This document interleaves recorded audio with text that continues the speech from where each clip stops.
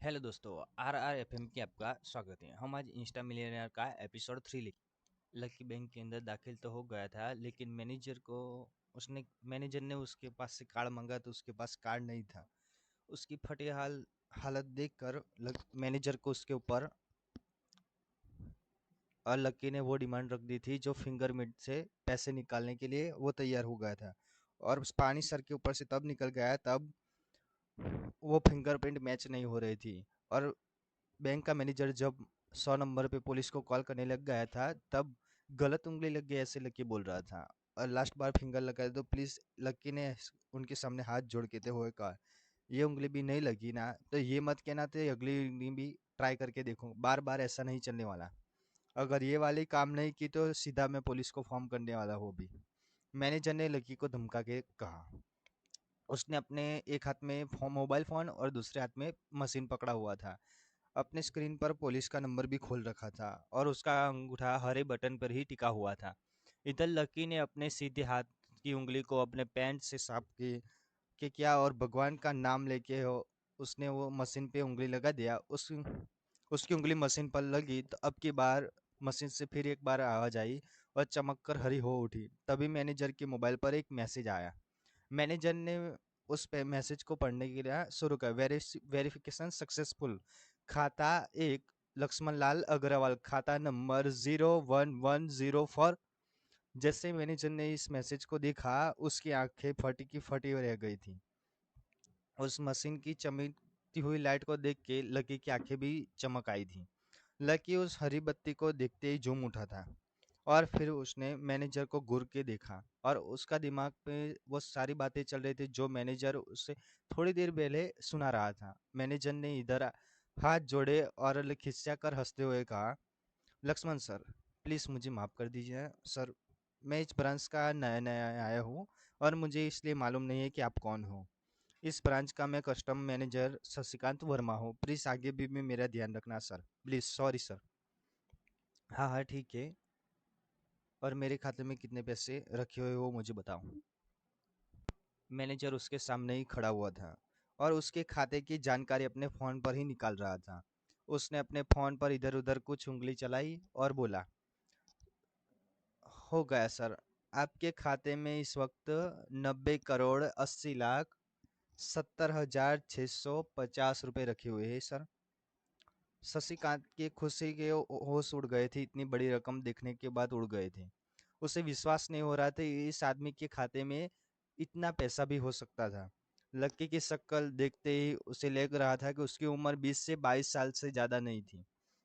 ऐसे में उसके खाते में इतना सारा पैसा रखा हुआ था तो ये वाकई बहुत बड़ी बात थी। शशिकांत अपने मन में ये सोच रहा था कि दुनिया के 99% लोग ही अपनी पूरी जिंदगी काम करने के बाद भी इतना पैसा कमा नहीं सकते जितना कि लकी के खाते में इतनी छोटी सी उम्र में रखा हुआ था। लेकिन लकी ने इधर उसके फोन में खाते पर पड़ी हुई जानकारी को देखा तो उसे कुछ अजीब सा लगा। उसे लग रहा था कि उसे तुरंत इतने पैसों के हिसाब से अपनी जिंदगी को ढालने की कोशिश करनी चाहिए और वरना उसके साथ वही होने वाला था जो आज बैंक के मैनेजर में उसके साथ हुआ था। अरे सर, खाते में पैसे के अलावा और भी चीजें हैं जो मैं आपको बताना चाहता हूँ सर।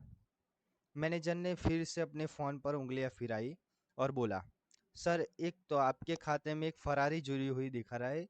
इसके अलावा आपके खाते में 2 किलो सोने की 100 ईंटें रखी हुई है, 5 किलो सोने की 20 ईंटें, पिकासो की 3 असली पेंटिंग है, 20 हीरे है और 24 कैरेट के, और भी कुछ, बहुत कुछ है, बहुत कुछ है सर। मैनेजर ने हाँफते हुए और पसीने साफ करते हुए कहा। इतना सारा धन देखने के बाद शशिकांत की आंखें तो बाहर ही निकल आई थी और उसने कभी लकी जितना अमीर आदमी अपनी जिंदगी में देखा नहीं था। जितना कि पैसा और सोना जायदाद उसके पास था उसका 10% भी इस ब्रांच में किसी और के पास नहीं था। ठीक है, मुझे चलो एक कार्ड दे दो तुम, लकी ने दोनों हाथों को अपने सिर के पीछे रखते हुए कहा। जी सर, मैं आपके लिए नया कार्ड अभी बना देता हूँ, बस 10 मिनट दीजिए, शशिकांत ने कहा और फिर लकी के साथ सामने ही वो बाहर निकल गया।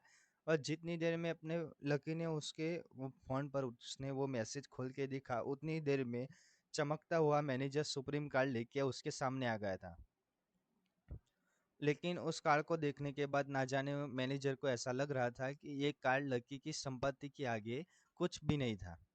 फिर भी मैनेजर ने इसमें कुछ नहीं कर सकता था, क्योंकि वो जानता था कि उसके पास इस ब्रांच का इससे बड़ा और कोई कार्ड नहीं था। इसलिए फिलहाल वो लकी को यही दे सकता था। उसने उस कार्ड पर लकी को पूरा नाम लक्ष्मण लाल अग्रवाल गुदवा दिया था। लीजिए सर आपका कार्ड, पासवर्ड वगैरह आपको ईमेल पे मिल जाएगा। शशिकांत ने मुस्कुराकर करते हुए कहता, और लकी के सामने हाथ बांधकर खड़ा हो गया। इधर लकी ने उस कार्ड को उलट पलट कर देखा और फिर अपनी जगह से खड़ा होकर बाहर निकलने लगा। शशिकांत का मन को ये कह रहा था कि वो उसके दरवाजे तक छोड़ने जाए, लेकिन उसकी ड्यूटी इसी ऑफिस के अंदर ही थी, वो किसी को बाहर छोड़ने के लिए नहीं जा सकता था। फिर भी वो लकी के लिए दरवाजा खोलने के लिए आगे आ गया था। इधर यास्मीन अपने कैबिन पर सिर पकड़े हुए बैठी थी। उसे समझ नहीं आ रहा था कि आखिर अंदर चल क्या रहा था। एक पल को तो उसे लगा कि लकी पागल नहीं बदमाश था कहीं, और शशिकांत को उसने बदली बना लिया था। जबकि वो लकी के लिए कार लाने के लिए अपने दफ्तर से बाहर आ रहा है, तो यास्मीन तो लगा कि कुछ गड़बड़ नहीं हुई थी। फिर इतनी जल्दी में कहाँ जा रहे हैं, उसने अपने आप से पूछा। शशिकांत को खुद सुरक्षित देख के बैंक के बाकी लोग दरवाजे पर भी पीछे हट गए थे। वैसे भी उसे देखते ही सब अपनी अपनी जगह पर वापस दौड़े चले जाते थे। शशिकांत का खौफ ही ऐसा था कि उसकी आंखों की झलक भर से ही खड़ा कर्मचारी जाकर अपनी कुर्सी पर बैठ जाता था। लेकिन एक बार शशिकांत के बाहर आने के बाद वो दोबारा बाहर नहीं आया था, और ना ही लकी कमरे से बाहर आया था। इधर यास्मीन परेशान हुए जा रही थी कि वो जानती थी कि अगर कुछ भी गड़बड़ हुआ तो सबसे पहले उसकी नौकरी जाने वाली थी। उसने बड़ी मुश्किल से और मेहनत करके इस नौकरी को हासिल किया था, और वो किसी पागल की वजह से इस नौकरी को हाथ से घुमाने नहीं चाहती थी।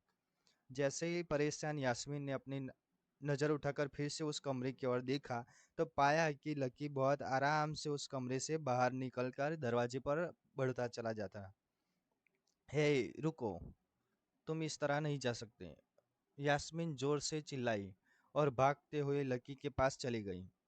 तुम्हारी हिम्मत कैसे हुई जबरदस्ती हमारे वीआईपी रूम में गुस्से चले जाने की, यास्मीन ने गुस्से में पूछा। उसका मन तो यही कह रहा था कि वो अभी लकी का गिरबान पकड़कर उसे झकझोर दे, लेकिन उसके अपने आप को रोक रखा था। मैंने पहले भी कहा था कि मैं यहाँ से सिर्फ मैं अपना पैसा लेने आया था और कुछ नहीं, लकी ने कहा और मुस्कुराने लगा। यास्मीन ने देखा कि उसके हाथ में एक सुप्रीम कार्ड था, और वो उसकी उंगलियों के बीच चमक रहा था। यास्मीन के दिमाग में आया कि लकी ने ये कार्ड कहीं अंदर से चुराया तो नहीं। इससे पहले कि वो यहाँ से चले चोरी करके भागता, तो यास्मीन जोर से चिल्लाई, सिक्योरिटी सिक्योरिटी। उसकी आवाज को सुनते ही दो बंदूक वाले गार्ड भागे भागे यास्मीन के पास आ गए। ये चोरी करके भाग रहा है, पकड़ो इसे। लकी ने जब यास्मीन के मुंह से ये बात सुनी तो उसके कान खड़े हो गए, और इससे पहले कि वो वहां से जान बचाकर भाग पाता, तो सिक्योरिटी वालों ने उसे धर दबोचा था। फिर उसे की जेब टटोलने लगे थे। इधर यास्मीन ने देखा कि उस सुप्रीम कार्ड पर अपना नाम भी गुदवा लिया था। तुम्हारी इतनी हिम्मत कि तुमने शशिकांत सर को डरा कर अपना नाम भी लिखवा लिया इस पर, इसकी जेब चेक करो, यास्मीन ने गुस्से से कहा। दोनों में से एक गार्ड लकी की जेब टटोलने लगा था। लकी की समझ में आ नहीं रहा था कि आखिर ये लड़की उसे समझ क्या रही थी। अगर उससे उसके खाते या उसके संबंधी उसके परिवार के बारे में पता चल जाता तो ये तो भी यास्मीन उसके पैरों में गिर जाती। इसके पहले ही लकी उसकी सफाई में कुछ कह पाता, एक गार्ड बोला, मैडम इसकी जेब में तो कुछ नहीं है, बल्कि इसकी जेब तो फटी हुई है। तभी इसकी बात सुनकर दूसरे सिपाही ने कहा, मैडम हो सकता है कि इसी जेब में चाकू रख कर लाया हूँ, और उसको निकालते वक्त उस चाकू से उसकी जेब फट गई होगी, मुझे तो ऐसा ही लग रहा है। दूसरे सिपाही ने लड़खड़ाती जुबान में बोला, अरे पागल हो क्या, ये सब आपको मतलब क्या बोल रहे हो शशिका। उसके पहले ही लकी आके कुछ बोल पाता है, उस गार्ड ने दोनों का हाथों को मरोड़ दिया। यास्मीन उसके मन में सोच रही थी कि अगर वो चाकू लाया था तो फिर वो चला कहाँ गया था। बाप रे, अचानक से यास्मीन की आंखें बड़ी सी हो गई। उसे लगा कि यास्मीन को लगा कि चाकू से उसे शशिकांत को का मार नहीं दिया हो। और यास्मीन ने तुरंत ही 100 नंबर पे कॉल लगाया और पुलिस को फोन लगा के, हमारे बैंक में एक संकित चोर घुसा है और कस्टमर मैनेजर का खून कर भी है, प्लीज आप जल्दी आ जाइए सर। यास्मीन ने घबराते हुए कहा और वो फोन रख दिया। तब तक वो दोनों गार्ड ने लकी को घुटनों के बल बैठा दिया था। उसके सिर पर बंदूक भी तान दी थी। जैसे ही बाकी लोगों ने अपनी आंखों के सामने ये मंजर देखा, तो वो सब लोग भी लकी के आसपास घेरा बनाकर खड़े हो गए थे। अंदर बैठे मैनेजर ने जब इस हलचल को देखा तो वो भी अपना सारा सिस्टम बंद करके बाहर आ गया। अरे क्या हो रहा है ये सब? उसने जोर से आवाज देते हुए पूछा। जैसे ही सब लोगों ने उसकी आवाज सुनी, सब लोग चौंक गए और शशिकांत वर्मा की ओर देखने लगे। देखने वालों में यास्मीन भी शामिल थी। उसने देखा कि उसका मैनेजर तो जिंदा है और सही सलामत उसकी आंखों के सामने खड़ा था। सर, आप जिंदा है? यास्मीन ने खुशी और आश्चर्य भरे भाव के साथ कहा। शशिकांत की ओर देखते हुए कहा। लेकिन अगले पर उसकी खुशी की जगह दुखने ले ली थी। उसे एहसास हो रहा था कि आखिर उसने कितनी बड़ी गलती कर दी थी। यास्मीन ने अपनी जुबान काट ली थी और उसकी जले पर नमक छिड़का शशिकांत ने। उसने कहा कि मैं क्यों इतनी जल्दी मरने लगा और तुमने ये सब क्या तमाशा लगा रखा है? उसने कहा और फिर उस भीड़ की ओर बढ़ने लगा। जैसे ही वो आगे आया और उसने देखा कि उन लोगों ने लकी को गन पॉइंट पर बैठा रखा है। अरे, ये किसने किया? किसने किया ये? शशिकांत तुरंत लकी की ओर दौड़ा और उसके पास दोनों गार्ड को खड़े हुए हटा दिया। फिर लकी को उठाने के लिए अपना हाथ उसकी ओर बढ़ाते और बोला, sir I am really sorry sir. आप बेवकूफ़ी बोले, मैं आपसे माफ़ी मांगता हूँ। I am really sorry sir. Shashikant उसके पैरों में ही गिरने को हो गया था। लकी उसका हाथ पकड़कर खड़ा हुआ और फिर यास्मीन की ओर घूरने लगा। आप पूछ रहे थे ना ये किसने किया? इसने किया है ये। और सिर्फ इतना नहीं किया, उसने पुलिस को भी बुला लिया है। इसे लग रहा है कि मैं कोई क्रिमिनल हूँ। मैंने आपका खून कर लिया है और आपसे ये कार्ड चुरा कर भाग रहा था जो आपने मुझे दिया है। लकी ने यास्मीन की ओर उंगली दिखाते हुए और गुस्से में कहा। अचानक ही सब लोग थोड़ा पीछे हटकर लोग यास्मीन को देखने लगे। यास्मीन घबराई हुई सी फर्श पर का तो वो छत पर देखी जा रही थी। यास्मीन, जो मैं सुन रहा हूँ वो सच है? शशिकांत ने यास्मीन को घूरते हुए गुस्से में पूछा। उसकी आंखों ने छुपे हुए गुस्से को यास्मीन बर्दाश्त नहीं कर पा रही थी, लेकिन ना तो यकी से ना तो शशिकांत से नजर मिलाने की हिम्मत हो रही थी। फिर भी वो जानती थी कि उसका चुप रहना उसके बाद वो उसका खतरनाक हो सकता था। इसलिए उसने कहा, सर, ये सब मेरी गलती है सर।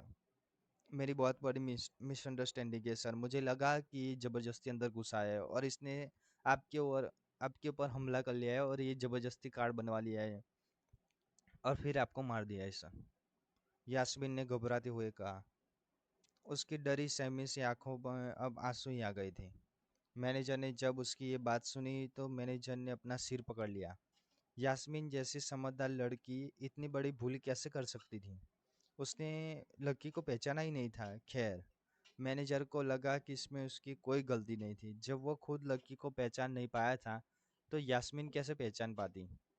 इसके इसलिए उसने सोचा कि सबसे सामने कुछ कहने से अच्छा था कि यास्मीन को एक कोने में ले जाकर उसे लकी की सच्चाई बताई जाए। शशिकांत ने यास्मीन का हाथ पकड़ा और खींचकर उस खंबे के पास ले जाकर कहा, बोला, तुम्हें मालूम है ये कौन है? ये लक्ष्मण लाल अग्रवाल है। लक्ष्मण अग्रवाल खानदान का वारिस। तुम्हें पता है कि अग्रवाल खानदान का हमारे खानदान का खाता है। जो ये इतनी बड़ी शाखा है, इसमें सबसे बड़ा खाता उनका है। यास्मीन ने जैसे उनका नाम सुना तब उसके पैरों के नीचे से जमीन खिसक गई थी। यास्मीन की न्यू सिटी बैंक के कितनी ऊंचाइयों पर पहुंचा था, उसके पीछे अग्रवाल खानदान का सबसे बड़ा हाथ था। इस बात का जिक्र तब भी किया गया था कि जब उसने नौकरी ज्वाइन की थी। तुम्हें पता है कि इस लड़के के नाम पर कितनी प्रॉपर्टी है? ये अपने दम पर इस पूरे एरिया को खरीद सकता है। शशिकांत ने यास्मीन से कहा। यास्मीन जैसे जैसे लकी को देखी जा रही थी, वो बड़ी बड़ी आंखों से उसे घूरे जा रही थी। लकी कभी उन दोनों को दिख रहा था तो कभी अपने आसपास खड़े हुए लोगों को दिख रहा था। अब सबसे पहले तुम पुलिस को फ़ोन करो और उनसे कहो कि हमसे गलती हो गई थी, और उसके पहले जाकर फिर उन्होंने तुम्हें माफ़ कर दिया तो तुम्हारी किस्मत, वरना समझ लेना कि तुम्हारी तुम्हारी नौकरी चली गई। शशिकांत ने कहा और दौड़कर लक्की के पास जाकर खड़ा हो गए। इधर यास्मीन उधर वहीं पे खड़ी थी।